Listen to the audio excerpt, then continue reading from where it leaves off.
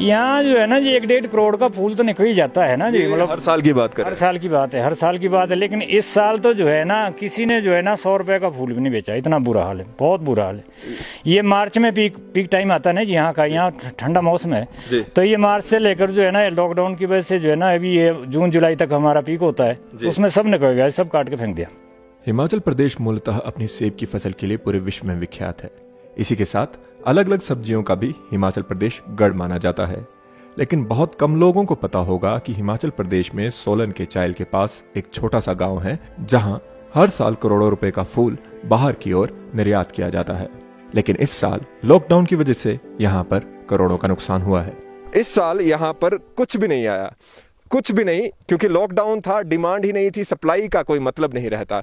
और क्योंकि डिमांड और सप्लाई होनी चाहिए, सप्लाई के लिए डिमांड होनी चाहिए, क्योंकि डिमांड है ही नहीं तो सप्लाई कहाँ से होगी। अलग अलग तरह के फूल आते हैं, त्योहारों में इस्तेमाल होता है, शादियों में इस्तेमाल होते हैं, लेकिन अभी के लिए नियति का खेल देखिए। इस साल ये जो आप सामने देख रहे हैं सूखे हुए फूल ही हैं जिन्हें यहाँ पर रखा गया है। आप समझ सकते हैं कि क्या इस बारी फूलों की गति यहाँ पर रही है क्या। महोग चायल के पास एक छोटा सा गांव जहां से हर वर्ष करोड़ों का फूल निकलता है। यहाँ की आबादी केवल 84 है। 1990 तक यहाँ के लोग आम फसलों पर निर्भर थे और कच्चे मकानों में रहते थे। लेकिन अब यहाँ पर किसी तरह की कोई भी संपन्नता में कमी देखने को नहीं मिलती।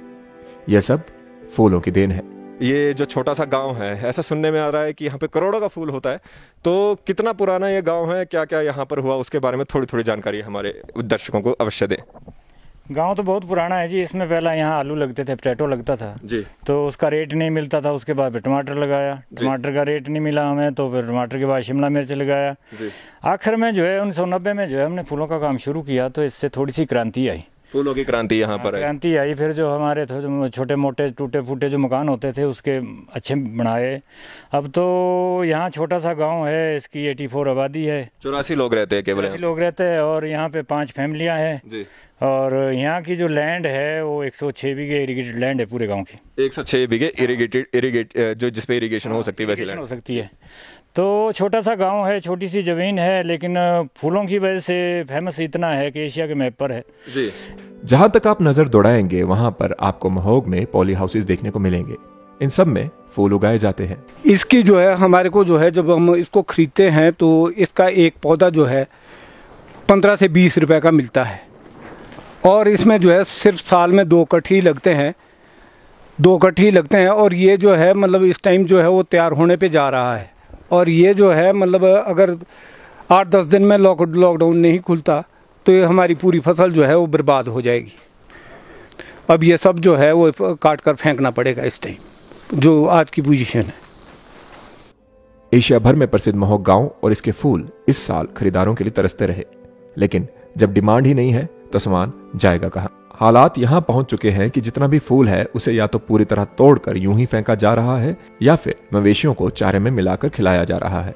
यहाँ पर आप देख सकते हैं कि सामने की ओर हमारे पास अभी ताजे फूल पड़े हैं। आप देख सकते हैं अभी तक इनकी रंगत नहीं गई, लेकिन फूलों की भी अपनी जो नियति है वो आप देख पा रहे हैं। ये बिल्कुल फ्रेश फूल है। अगर आप थोड़ा नज़दीक से आपको दिखाएं, ज़्यादा पुराना ये है नहीं, जल्दी तोड़ा गया होगा।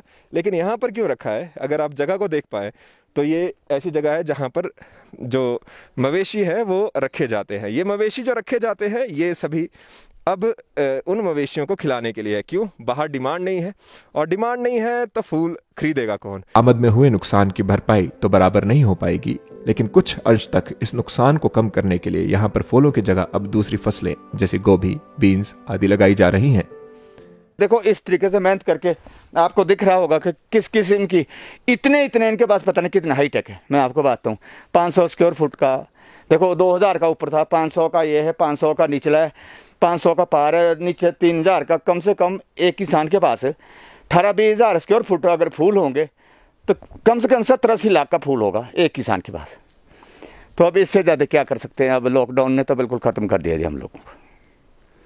खैर, लॉकडाउन से हुए करोड़ों के फूलों का नुकसान तो मात्र एक सेक्टर की बात है। सभी जानते हैं लॉकडाउन का असर हिमाचल प्रदेश ही नहीं अपितु पूरे भारत, पूरे विश्व की आर्थिकी पे पड़ा है। देखना यह है कि कितनी जल्दी इन सब से उबरा जा पाएगा। लाइव टाइम्स टीवी के लिए senior video journalist Ajay Bhatia के साथ मुकुल देव वृक्षपति की रिपोर्ट।